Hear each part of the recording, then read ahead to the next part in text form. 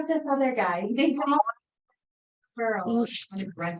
Will you, are you on the webinar, They don't know what. Dina? Yeah.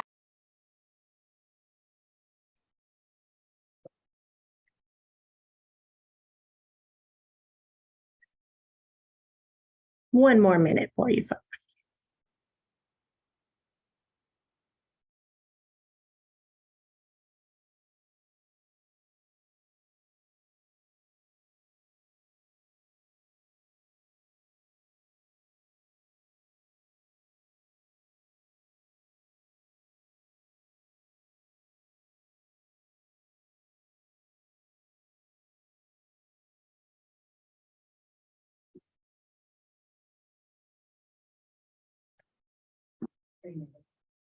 No.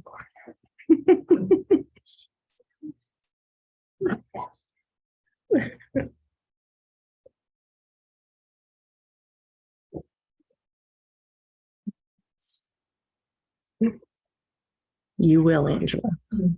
I know. I know.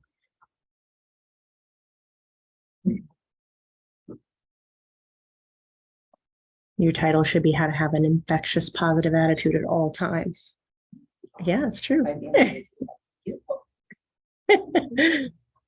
That's what I see. Yeah.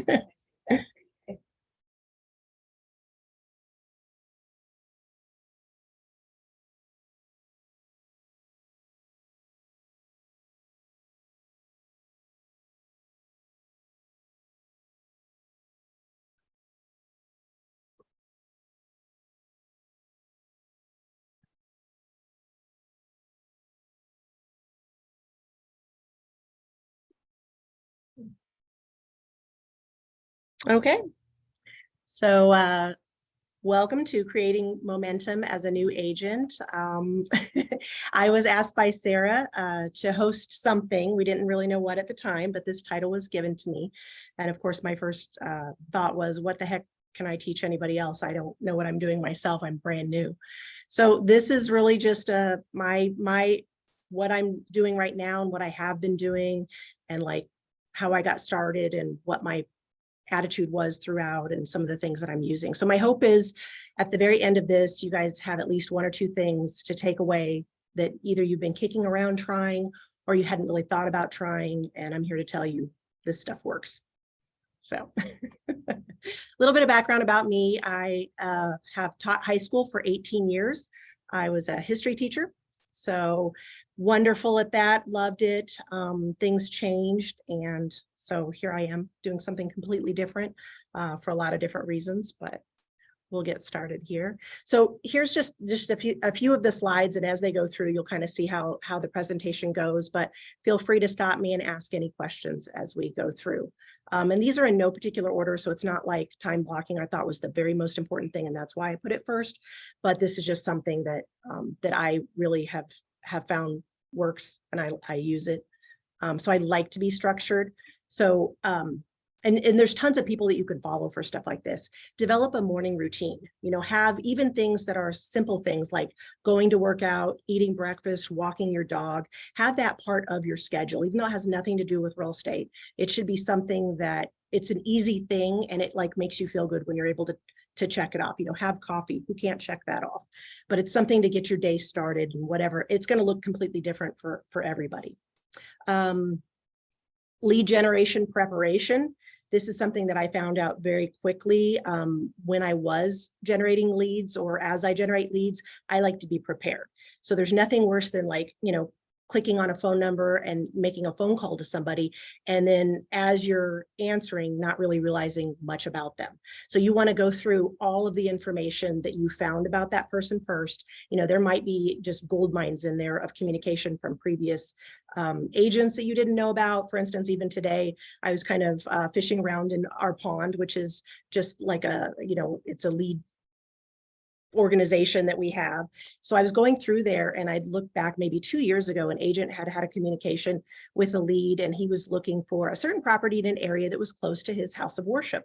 So I saw that he had looked on one, and so I Google Maps searched how far away it was, and I just sent him a little text. I was like, just so you know, this property that you were looking at is very close to your house of worship. It's 5 minutes away.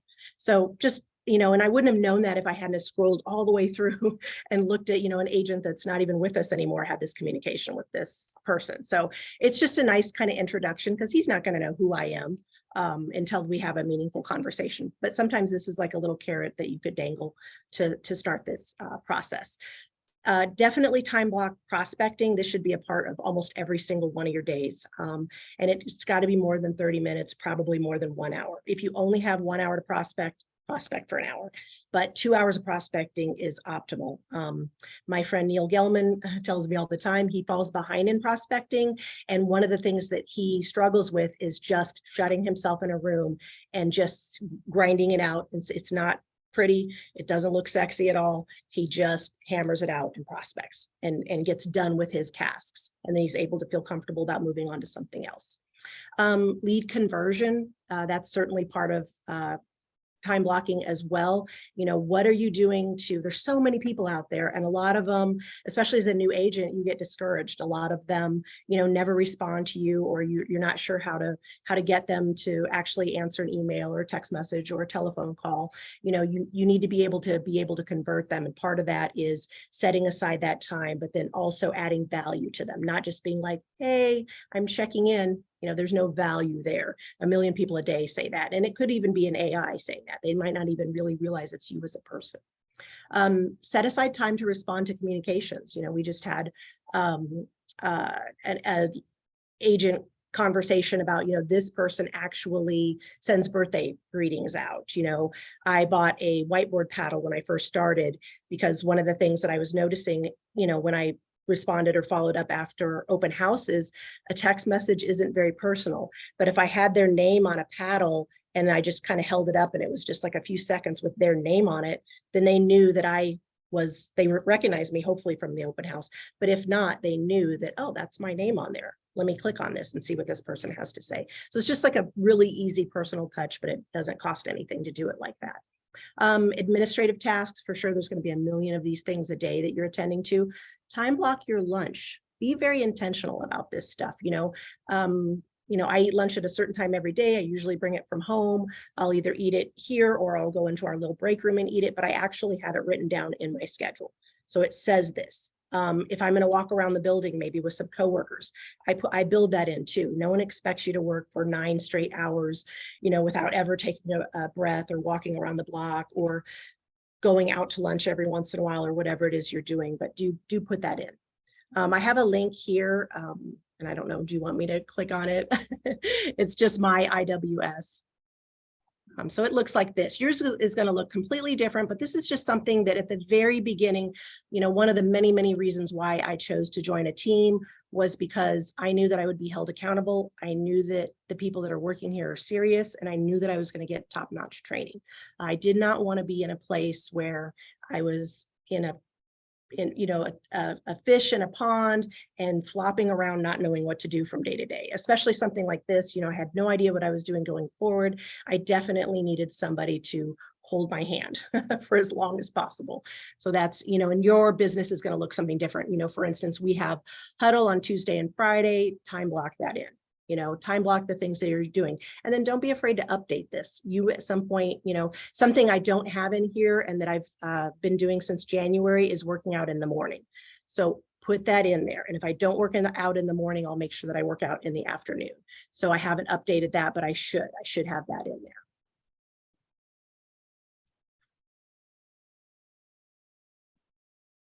So just going through some of the things that I think of when I set goals, and I'm very goal oriented. I feel like I need to have a path and a map. And if I don't have my goals laid out, I don't know what I'm going to do. So for instance, in a couple of days now, I'm going to be held accountable. I set some goals for first quarter. I wanted to sell 6 homes. I have sold 3. So I've fallen behind in my first quarter goals. So what I've got to do is make up for that in second quarter. So I already have a plan for how to do that. I wanted to lose 20 pounds. I have lost 19 pounds. So I have 2 days to lose 1 more pound. But if I didn't have that top of mind and I wasn't getting on the scale until like today, who knows where I would be, you know? So I'm making sure that I'm holding myself accountable for that. And then the people that love me are holding me accountable for that as well. And then I always think, and this is different for everybody when you goal set, how many homes do you want to sell? Do you want to be around a certain price point? Do you want to try to stick around a certain area? And I know we would all love to just sell homes in our preferred area, but the reality of today is we got to go where there's buyers. So, if I live in St. Charles, but if I have somebody interested in finding a home in Barnhart, you're darn right I'm driving to Barnhart, especially if that lead is a hot lead. I know that they're going to go quickly. At the very worst I can do is pass that lead off onto somebody else that's maybe a little closer to them. And then how much money do I want to make this year? My initial goal was, and I thought to myself, I know that this is something totally new that I was getting started in, but I needed to make money. I intentionally started this and sat down with my partner and said, okay, we plan to not make any money at all for 3 straight months. Can we make it? We sat down, looked at our finances. This was something that was doable for us. And this is something that in my head, I did not expect to make any money for 3 months. I figured in the first 3 months, I would just learn everything I could and become excellent at it. And then I would hit the ground running. Well, little did I know that from the day I started on August 1st, I was under contract with a home on August 21st, which sounds terrifying. And it was at the time, but guess what? I did it. Lots of hand holding. I had an amazing group of people that was supporting me. Even at the time, I thought about it like playing pool. And you hit a ball and it's not going to go off the table. Why not? There's bumpers all the way around. So I really feel like my team was a bumper. And if you're not getting that from where you are, be the squeaky wheel that gets the grease. Ask questions, ask for help, talk to people, network. There's so many people that know more than you, especially if you're new like me. I learn something new every single day. And then just how long have you been an agent? So your goals are going to be totally different depending upon, how long you've been in business. So, we went to goal planning and these experienced agents are saying things like, I want to sell 40 houses this year. And then you look at their last year goal and they sold 35. So heck yeah, you're going to sell 40 houses this year. Initially when I joined the team, I thought, man, if I sell a house a month, I'm going to make about as much money as I did teaching, sadly, but that would be good for me. And then after the first couple of months, by the time we got to goal planning, I was like, man, I don't think it's going to be a problem for me to sell 2 houses a month. And then how about 2 more on top? So my goal in my first year was 26 homes. I've sold 10. I've sold 10 since I started in August. So my clock will start January. So I've sold 3 so far. We'll see. And writing a contract Thursday. So this is really important to me too. And this is just something that we use on our team, levers. So it's great to talk about all these things, but the practical point of it is how are you going to get these things done? And this is the whole part of not sitting at your desk, making a phone call, waiting another hour, talking, having a snack and making another phone call. What are you doing? What are you committing to? So the things that we talked about as a team were open houses, VoicePad, which is our call capture system. We do use Zillow as well. Social media, Forever Clients, our SOI, our Sphere of Influence, some community outreach, farming, pond, expired calls, and for sale by owners. So I thought, well, okay, how am I going to know about any of these things unless I actually do every single one of them, and not just one time and say I don't like it. So commit to really putting some time and effort into these. And then I was able to pick, I believe, 4 levers that I really focused on. I love open houses. I feel like if I can get in front of people, I've got them. Being on the phone is harder for me. It's just not something that's my jam. I know I have to do it. And I know that once I get on the phone with people and develop a little level of trust, then when I meet them, it's a done deal. VoicePad and Zillow, I'm super competitive. I was in sports my whole life. I was a former coach. So I kind of view this as like a just I'm going to get the phone call before you do. So I really try to answer as many VoicePad calls and Zillow calls as possible, knowing that a lot of them don't go anywhere. But, as Mark Gelman will tell us all, it's just a numbers game. He didn't invent that. It really is. After enough of these calls, I'm going to sell a house off of this. Other people have done it before. I'm bound to do it myself. It's just a matter of answering enough calls. Social media, I'm terrible at.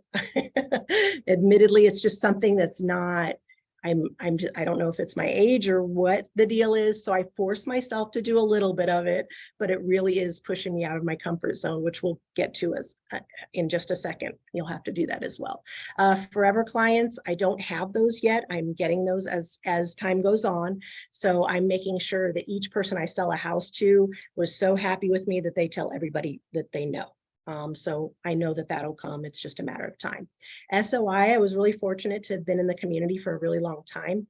So I do have a lot of SOI, and I had 2 contracts written so far from SOI clients. Community outreach, I love this. It's something that I'm naturally good at anyway. So I already have plans to do this in the future, and I've done a little bit of this so far. I just like people in general. Farming, I actually love doing this. Initially, when I first started doing it, I was door knocking and just leaving information aside. I wasn't actually knocking on the door because I was like, oh, nobody's going to really answer the door. And then again, my friend Neil Gilman was like, you knock on the door, and when they open the door and they talk to you, they're going to love you. So, and I was just sharing this with Sarah the other day, that door knocking in the rain is amazing as long as it's not cold, because I'm from Southern California. I do not like being cold, but door knocking in the rain makes me kind of happy, and people are ridiculously impressed by this. They think it's a big deal that you're out there in the rain. It's really not, let's be honest.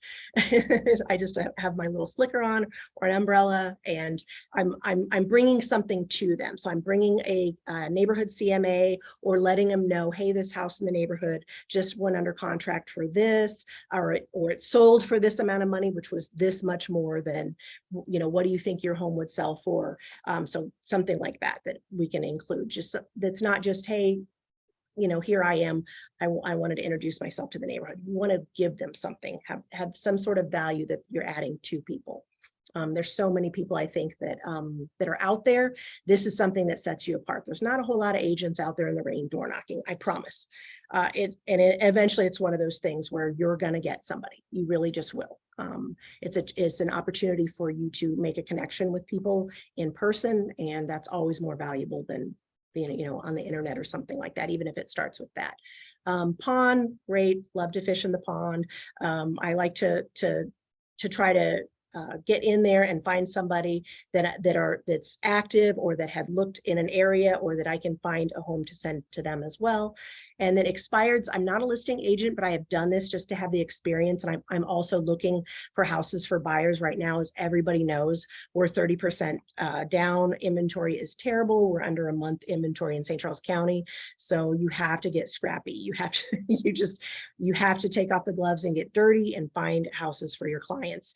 And even if you're not finding them, let your clients know what you're doing for them. They will respect the fact that you're not just clicking on something that they could click on themselves. You're doing something different. And then for sale by owners, same thing. I initially, early on, I had a for sale by owner opportunity. So I had to figure out how to have the agreement before I could show the home, and all those kinds of things, which again, I'm sure somebody walked me through that process. Again, don't try to do everything. I would say if you're new though, do try a lot of these things, because you might surprise yourself about what you might like, but be open-minded. I've heard from other agents that are like, well, I just don't like that. Well, how many times did you do it? Twice. You don't know what you like. If you've only done something twice, you don't know. I used to not like Rocky Road ice cream. All I had to do was eat it a couple more times, and I found out it's not as bad as I thought. It's great.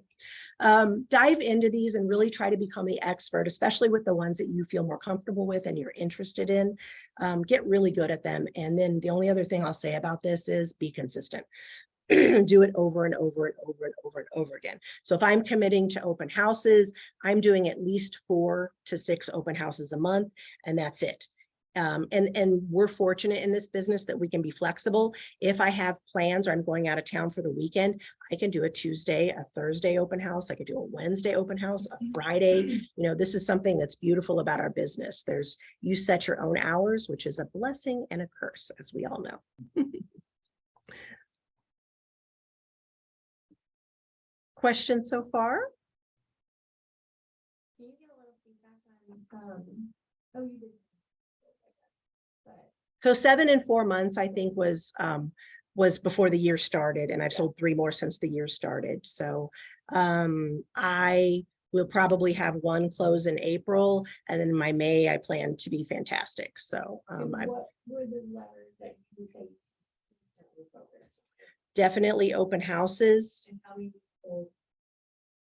Oh my gosh, in the first probably 6 months I was here, 2 every single weekend, every Saturday, every Sunday. And then a lot of times I would do a back-to-back. So if somebody else had an open house, which at one point we were pretty thin on open houses. So if somebody had a 12 to 2, I would do a 2 to 4 or vice versa. Just trying to get in there and do as many as possible.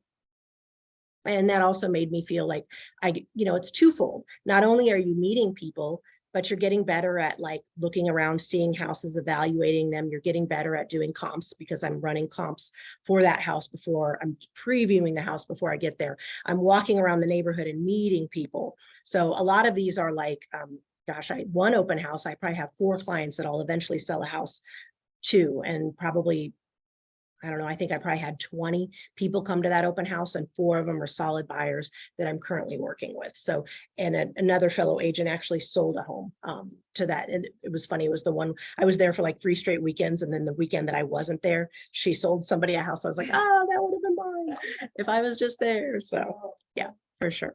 So we are very fortunate, especially hearing the old timers talk about how they used to do things, having like a DAR on a piece of paper that they would have in a file folder. I mean, nightmare for me. I'm somebody that can recognize their strengths, but I also recognize my weaknesses.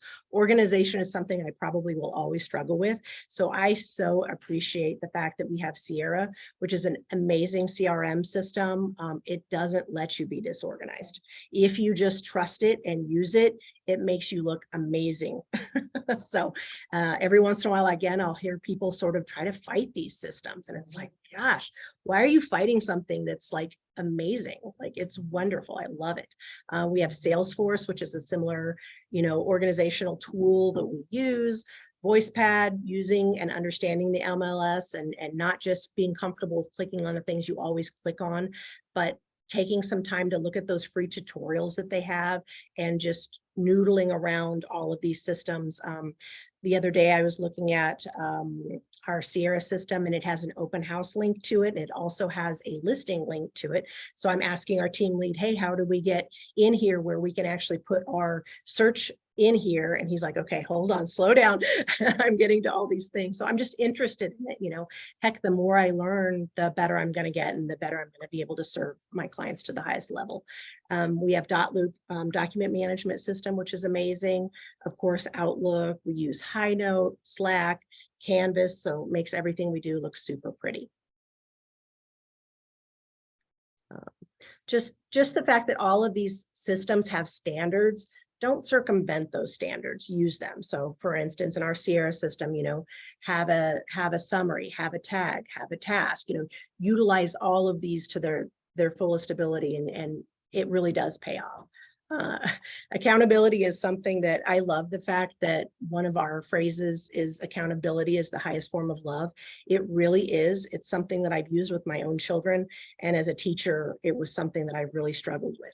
I wanted to hold kids accountable. I wanted to be held accountable, but it just seemed like nobody wants that. People say they want to do the right thing and they want to do a good job, but they don't want to be told when they're making a mistake. So we had a one-on-one not too long ago.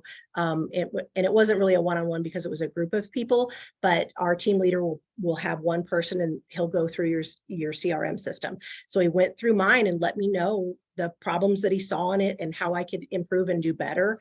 And it was great to have all that information. I think he thought he upset me, which couldn't have been further from the truth. How am I going to know to do better if everyone tells me I'm doing wonderfully? Please don't do that. Please let me know, hey, you know what? You come to work at noon every day, and that's not going to get it done. But if you never tell someone that and they don't recognize it themselves, then you're really not doing anyone any favor. So even if we do it for ourselves as peers, letting each other know, hey, that was a great phone call, but did you think about doing this? Oh gosh. But if you're not open to that, and if you get defensive about it and you want to fight with that other person, you're never going to learn from that experience. And so I really try to like put all that ego stuff in a drawer. Don't even look at it. This is where I'm having pride in myself. I'm developing my profession, and I'm feeding my family. So why wouldn't I want to be held accountable?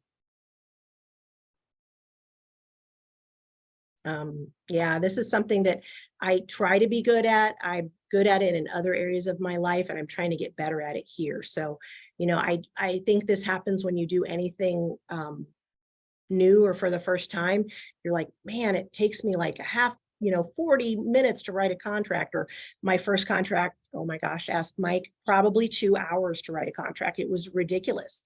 I look back now and I'm like, oh my gosh, I was learning so much though.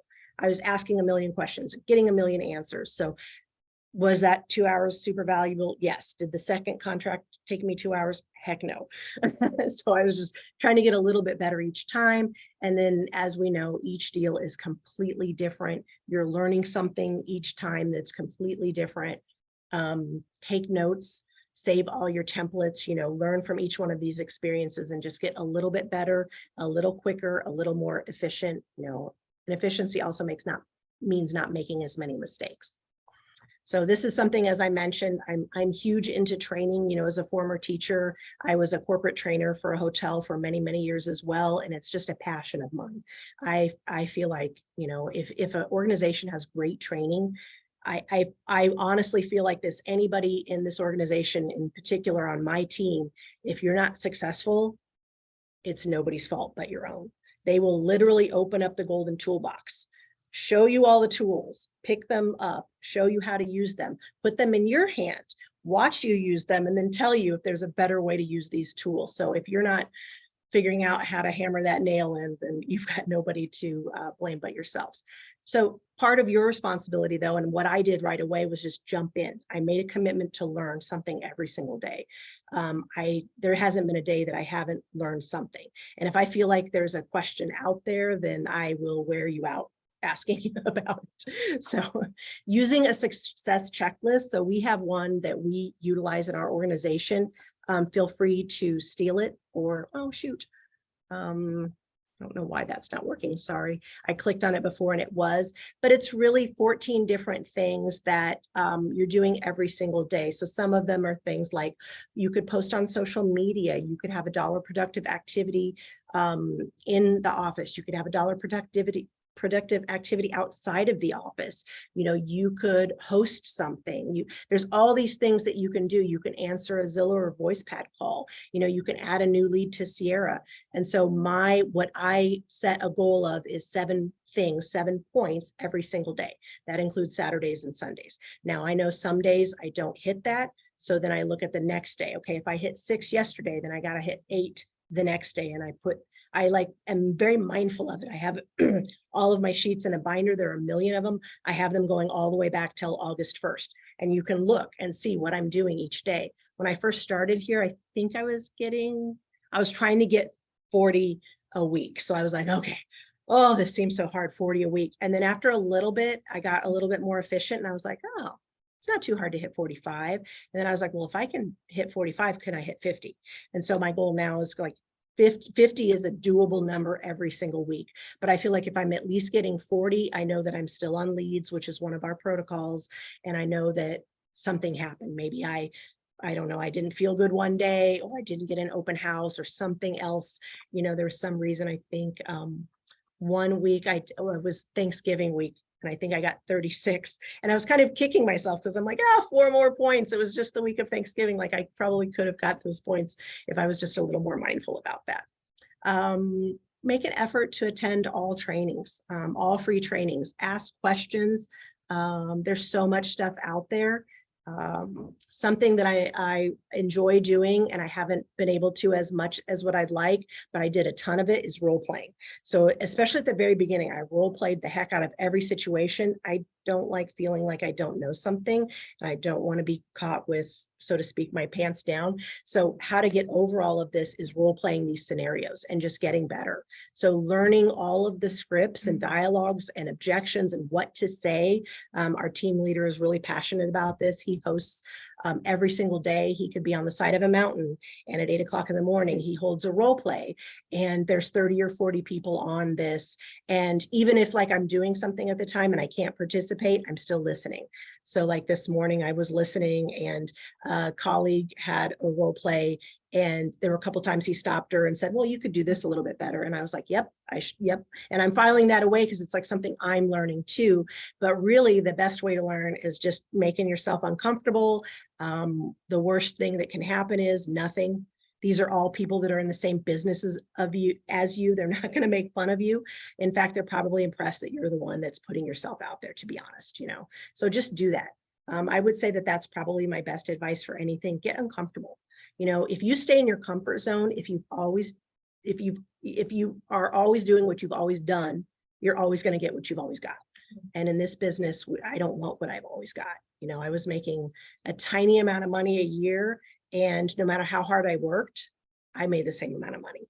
So here I'm only limited by how much I want to hustle and how much I want to work and how many hours out of the day and how many people I want to contact and all of that kind of stuff. So it's the only person that's in my way is myself, Which one? If you always do what you've always done, you're always going to get what you always got. It's just so true. Like it's been a huge part of my life. And I always, try to teach that to kids too. You've got to do something different to get different results. And very often that involves doing something that you're like, oh, I'm putting myself out there. Somebody might make fun of me. Oh, well. And I don't know, maybe it's my age. I'm old, so I don't really care as much if someone wants to make fun of me. That's not my problem. Yeah. Yeah.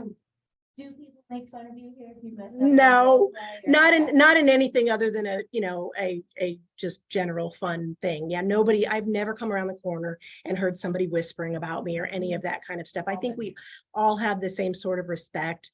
One of the great things about being on a team, and I knew right away I wanted to be on a team, is that we are so supportive of everybody else. We have a new agent that just got script certified today.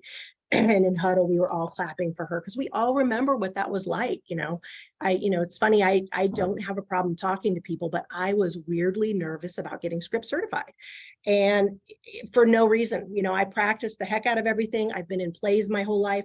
I can memorize things. So that wasn't the issue. My basement flooded the day that I got script certified, and I spent the next 6 hours soaking. I had spent the first 2 hours sucking water up out of my basement. And then I got script certified, and then I went right back to work sucking water up out of my basement. So I was super distracted, but I was like, I'm gonna get this done. I put all this effort into it, and if I don't do it today, then I'm just gonna have to do it tomorrow. So let me just get it done today and be done with it. So and then of course, just like everything else, as we know in life, once you get over doing something that you were nervous about, was it that bad? No. It was nowhere near as bad as what you built it up in your head. And just know that that's true for everything. So your first open house, you're nervous, you don't know what you're going to say to people.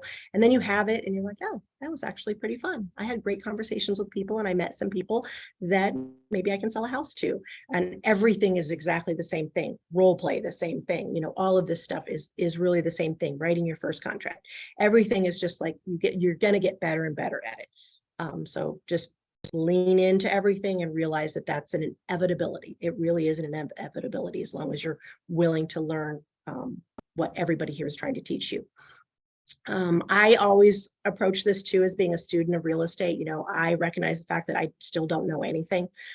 So if I'm open to learning new things from other people, then my gosh, people have been in this business for a million years, and they may mention something in casual passing and you're like, oh my God, the light bulb goes off and you're like, oh, I've never thought about that. That's amazing. I can't wait to try that. But if you're not willing to listen, or you're not available, or you're not paying attention, you're going to miss out on these great things. Shadow experienced agents. Make friends with a trusted lender like my friend John Springnether. He did a great job when I was new. I sat in his office. I knew very little. I had bought a house before, but other than that, I really didn't understand the process. And he was so patient and kind. And if you don't have a guy like him, find one. John, do you have a lender update for us? Get that out of the way.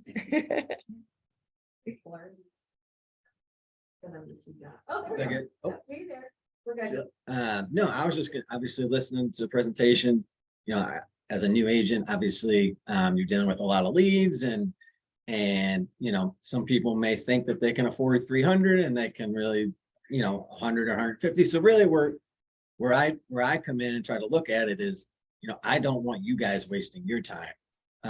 with, people that aren't qualified for what you're looking for. So that's, always been mindset. My mindset is just, I'm trying to make sure that I'm doing the diligence on our side to make sure that you guys, are not wasting your time and you're doing productive activity when you are with those buyers to make sure you're in the right spot and they're in the right spot. And everyone knows, what the goal is. And just, obviously from a lending perspective, sometimes I don't always want to talk to a lender because it gets very real. You're looking at credit, you're looking at income, you're looking at assets. So it's really just, making sure that we're all on the same page. Hey, this person, maybe they can afford up to 300, but they really feel more comfortable at 2 or 250. And so as long as everyone's, in the same mindset, I think that really helps. So it's really just making sure that, it is a qualified buyer and that, we're all on the same page, FHA, conventional, what we're looking for. So that's really the mindset where I've come from to try to help you guys. So. And I could really just speak as a brand new agent, having you in my corner, lending is not my wheelhouse. I can speak in generalities, but then I feel like when I pass a client on to you, John, you'll, spend an hour explaining the whole process if that's what it takes. So you really make people comfortable. They've certainly come back to me and said, wow, I feel much better. I know what to expect. And then I know that you're going to get things done. I know that you're going to answer the phone. I know that you're going to respond promptly. I know that you're going to handle my client just like I would, which is. No, I appreciate awesome. that. And obviously there's still things that I've been doing this 20 years or whatever. There's still stuff that I've never seen before, and so it's just funny that, things come up and no one knows everything. And so, all you can do is ask questions if you don't know. So, but yeah. Thanks, John. Thank you. Appreciate it.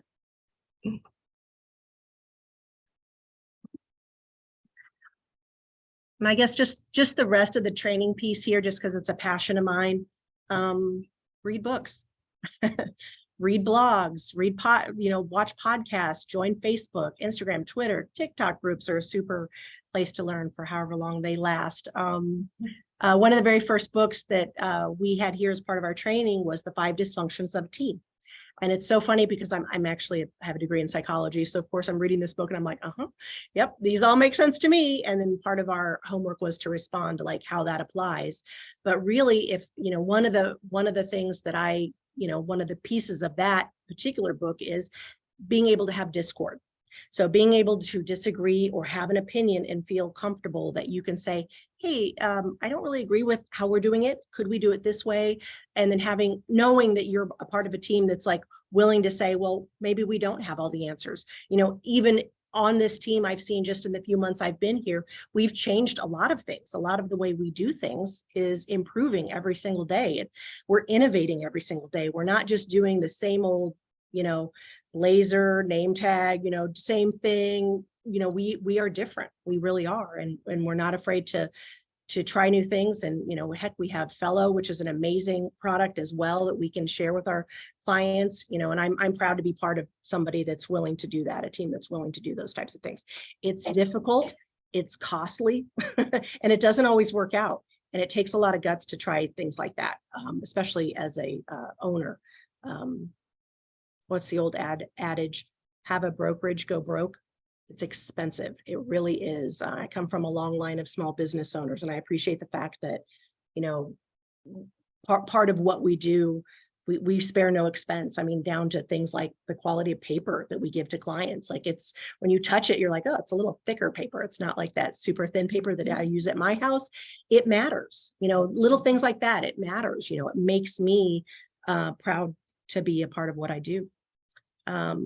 This to me is not, mindset is so important, but it's not something that I struggle with in particular. However, I see a lot of it. I see a lot of it in this business, and it's natural in any business to get down if things aren't going your way. My God, let's be honest. If we're not selling homes and we're not closing deals and we're not writing contracts, we're not making money. That's tough. That's tough to be in an environment where there's so much pressure, and some of this A lot of it, let's be honest, we can control, but some of it we can't. So one of Mark's favorite little adages is, if you want a new car, if you want a steak dinner, if you want a new pair of shoes, prospect. And it really is true. You know, if there's something out there, you know, there's so much that you can control. Don't worry about the things you can't control. So, you know, part of this is, and to me, it's just part of who I am, envision success. Don't accept anything less than whatever your personal level of success is. Take time to recharge, whether that's spending time with your family, going on a quick trip. You know, one of the awesome things about our business is you can still work when you're on the beach, as evidenced. One of our agents today wrote 2 contracts, had them both accepted. She's in Hawaii. That's amazing. What other business can you do that? There's none that I know of, or I haven't found it yet. So your perspective really is your reality. If you have a negative mindset about something, or if you think I'm never going to procure a lead from a voice pad call, you won't. I promise you, it's just true. Whatever your perspective is your reality. So just be careful about stuff like that, and be willing to ask other people, you know, hey, how do I get out of this? You know, habits are funny things. We are our habits. So whatever habit you've gotten yourself into, rest assured you can get yourself out of that habit, especially if it's a bad one. I'm a perfect example of that. Like I said, I've coached for years and years. I have a minor in coaching. I know what fitness is. I've been around all of these machines. I've always been a person that's been physically fit. I let myself go in years past, and I know better. So I should be doing better. All it was a habit. So all I had to do was, okay, guess what? You got to rejoin the gym after COVID. You got to eat a little bit better. You got to do all these things. I'm not saying it's easy, because it isn't, but I have a goal. I'm sticking to it, and I'm making sure everybody around me holds me accountable, and they know that they can. Identify areas that you can improve yourself. This is, again, you got to put yourself out there and make yourself uncomfortable. So be willing to, and if you're not sure what areas you can improve, ask. The lovely part about where I work is they will tell you. They will tell you whether you want them to or not, but it works a lot better if you're like, hey, Sarah, what can I do? Or could you listen to this call? Could you let me know? Could you look over this contract? Here's this scenario. How could I do this better? And then be willing to be open to this advice and take it and implement it. Following a healthy lifestyle is a huge part of mindset. I know that this was true for so long, and it definitely is. And I'm blessed to work in an organization where this is a huge part of what they are all about. That's part of our culture as well. We get to see it modeled for us, and we also are encouraged and supported to make these changes for ourselves as well. And then it seems kind of common sense, but hang out with positive people. I mean, you can only be with an Eeyore for so long before that starts rubbing off on you. So do not be an Eeyore. Don't be besties with an Eeyore. You know, have that little conversation, let that person go, and hang out with somebody that's positive. And it really is infectious. It really is, especially if you're struggling with mindset. Yeah, that's it. My only rest of my advice for everybody is just to take action. Don't be afraid. Don't get ready to get ready to get ready to get ready again. You know, don't spend weeks getting ready and thinking that you have to do something perfectly. You do not. Do it, be terrible at it, and then get better. Angela and I today were just talking about our very first voice pad calls, and we were like, oh, terrified to answer the phone, and we didn't use LP Mama. And then we were like, okay, the next one's going to get better. And guess what? It was. And then probably at some point it won't go according to plan, and then we'll get right back on the horse and we'll get better each time. So other than that, the most helpful thing for me was tracking my points on that success checklist, because it really got me into some great habits. And again, this is a new business, so it was all building on habits and learning and learning and learning. But that was a huge part of goal setting and tracking my points, holding myself accountable. Be intentional with your activity. Coming into the office and looking pretty and drinking coffee and having snacks for 8 hours is not working. You are not working. Check off on your IWS, set your goals, actually attend to them. And if you're not meeting something, don't just let it go. Come back to it and make sure you're hitting that point. You'll feel so much better. And guess what? The results will be there. They really will. I mean, there's no way to not be successful. Questions? I talked for a lot longer than I thought I was going to.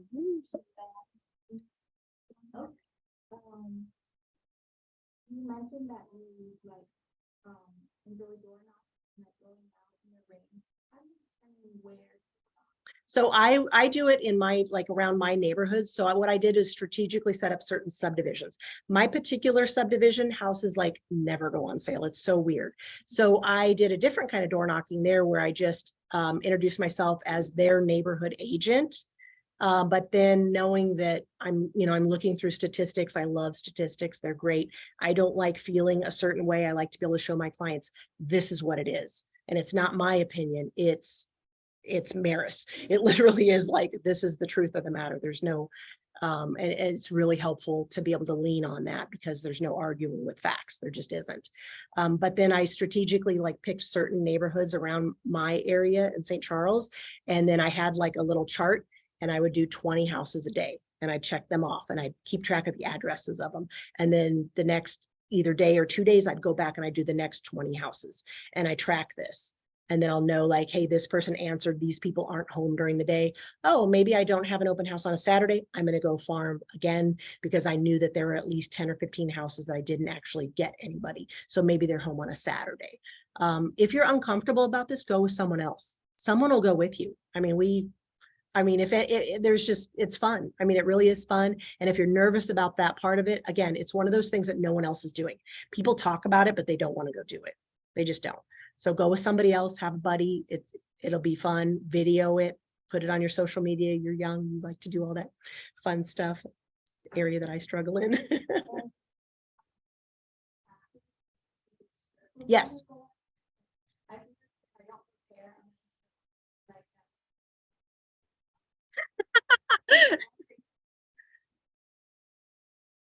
Maybe not. I don't really know. Yeah, for sure. And so that'll help with your confidence too, because one of the things, no matter how old I am or how confident I am about teaching history, I was not confident about selling real estate. So it doesn't translate 100%. So yeah, definitely develop some scripts with what you're going to say. Understand what some very common objections are. So when they do hit you with them, and they will, you're like, oh, I can field this one. I've seen this coming. Oh, pop fly. Oh, 2 hands. Okay. Be under the ball. All right. Gotcha. Feet first, get set, all that kind of stuff. That way, when it comes to you, you feel great about it. So yeah, for sure. Any other questions? Yeah. Yeah. Okay. Yeah.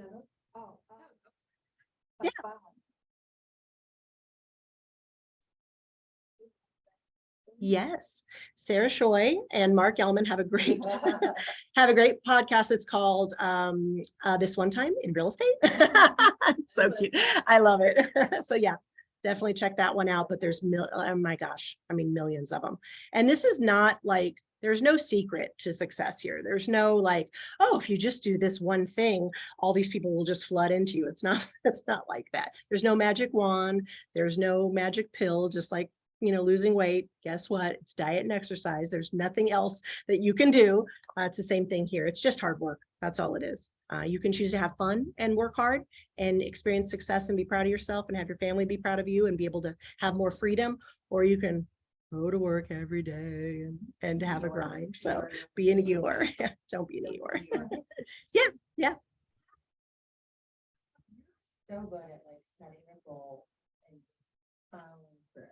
Like that's really hard for like some people. Maybe somebody wear a blue shirt. How do you like shut down the negative thoughts in your head? Or, I mean, there's got to be a day where you're like, you know what, screw it. I'm gonna eat a cupcake today and not go to the gym. Like I'm not gonna prospect today because I'm tired. Like, how do you stay focused? Yeah, I for sure have those moments. Definitely. I mean, my gosh, of course, everybody, I'm a human being. But then I know that whatever that is, I have to make up for it. So if I, like I said, if I, get 6 points in one day and my goal is 7, I got to get 8 the next day. So And John will tell you, because we go to the same gym, if I don't go in the morning, I'm there in the afternoon. Like, it's just something that I am there, I do it. If I don't do it one day because I have showings or something got in the way, I'll do 2 days. So I'll That's do morning amazing. and afternoon. That's some serious, like, persistence. Like, You have to do it until you see results. And then it really helps to have somebody like to hold you accountable. So we had an accountability group here not too long ago. I joined it, and a lot of what we talked about was not just real estate stuff, but just life stuff. yeah. And it's one of those things that's so nice. You know, I'm fortunate that I have a partner that, like, he's crazy. He'll literally be wearing me out. Are you going to the gym today? What are we doing? You know, You don't touch D- him? Like, how- I'm not saying I don't want to sometimes, but I do know that, like, what, you know, is he helping me? You know, Yeah, he's not yeah. nagging me. He's Right. just reminding me of what my own goals. He didn't say, here's my goals. I want you to meet those. These are my goals. I own them. And if I'm not meeting them, then I don't have anyone else to blame but myself. But it is for sure nice to have somebody that's like, hey, put that cupcake down. You don't need that cheesecake. Yeah. Yeah, it's just like, you're so good at it, for all of us to see you, like, you set your goals and you follow up, and you're just a good inspiration, and you stay focused. But I think, with all the chatter going on, the activity going on, it happens, right? We're human, and I think it's awesome that you are able to just stay focused and positive, and how you make it through some of the stuff you make. I mean, I've definitely been known to be back there pouting and crying and, freaking out, and just stay so calm, and it's so nice to have you in the office, because it just spreads out onto all of us. well, I'm glad. Yeah. I mean, I love helping people, and I think that's probably why this was a natural transition to me. To me, this is like helping people with the biggest purchase of their life, where they're going to raise a family and take all their holiday pictures, and it's so rewarding. Even when I drive down the road and I say, oh, I sold the house down there. You know, I'm starting to have a little bit of that now with 10 homes, where I'm like, oh, okay, that's cool. Or people will send me like a picture of something, they built a new deck, or they tore down that pony wall in the kitchen, they hate it or something. Last weekend, I went out to a house that we sold, and they had brand new furniture. The parents had put flooring in. So it was really neat to go out there, and I don't know. I recognize that I'm not going to make friends with everybody who I sell a house to, but it's really rewarding. I like it. But I think about, like, the goal setting of, I'm Matt Lamb and I are terrible with directions. Can you imagine a realtor who's admittedly terrible with directions? So I GPS everything. But I think about this, like, goal setting to me is like having a map and following it. How much better do you know you're going to get where you're going when you're following a map or a GPS? Yeah. So I don't have to worry about my terrible sense of direction. I follow the map, So that's my checklist. That's if I'm setting a goal to make 20 calls, I'm marking them off. I'm circling the ones that I have meaningful conversations with, and I'm, following up with the ones I need to. I like, It's hard for me to fail when I have that, like, paper, or when I have a checklist, or if something's in my phone as a calendar invite or something like that, then I stay organized. I'm not, I'm sure everybody gets to that point where they're in the back of their head, they're like, I'm forgetting something. What am I forgetting? It drives you crazy. But, like, I guess probably part of it is that I do use a lot of these organizational tools, because I know that's a weakness I have. So I'm like, okay, I'm not going to forget anything, because everything is there. So I feel better. well, thank you so Yeah. much. Will you just stop on the recording? Yeah. Stop share.